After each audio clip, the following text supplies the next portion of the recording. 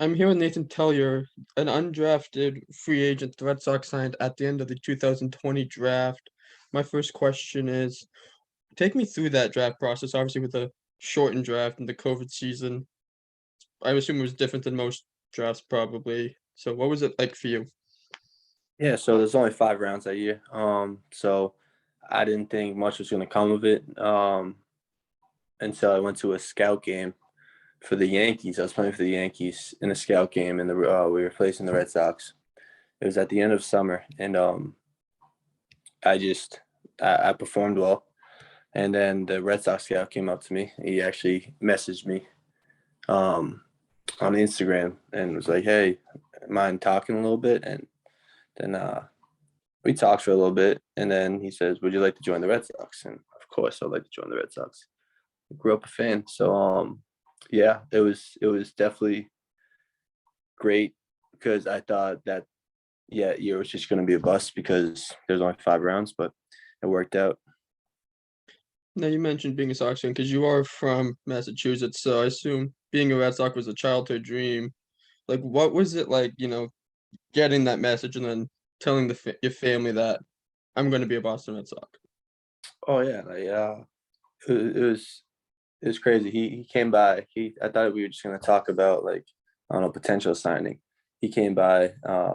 We sat in our backyard, and then just he pulled out a contract. He's like, "How would you like to be a Boston Red Sox?"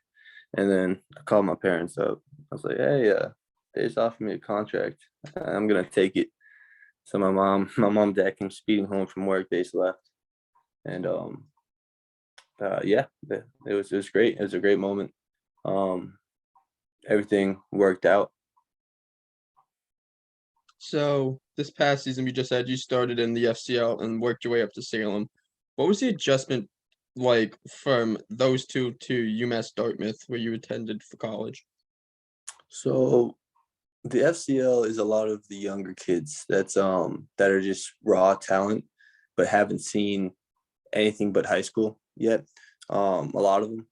So I would say a talent level it was about the same as a UMass Dartmouth, just because UMass Dartmouth is the older kids and they've seen faster pitching and all that. And once you get up to the Salem, like the affiliates, that's when you really start realizing you're in pro ball and start getting all the talented kids who have seen fast pitching, who have seen um, good hitters and all that. So obviously being a pitcher, who did you idolize maybe growing up? Was it a Red Sox legend like a Pedro, or was it someone else? There was a Pedro, there was Jonathan Papelbon. Um, I was a two-way growing up until I signed, so I was a big Dustin Pedroia fan. So yeah, those three. David Ortiz, of course, but just for pitchers, Pedro Martinez, Jonathan Papelbon, really. I'm a big Joe Kelly fan too. Not a bad one, and if you need to work up and in, well, Yeah. you'll be. So. So you just mentioned being a two-way player. Did you want to stick with pitching going pro, or did they kind of say that's where we envision you more? That's where they envisioned me more. I always preferred position playing because you get to play more, you get to be more in charge of the game. But um, yeah, they saw me more as a pitcher. And then So, my last question is, so what position did you play growing up? so I was a shortstop up until college, and then I played the outfield.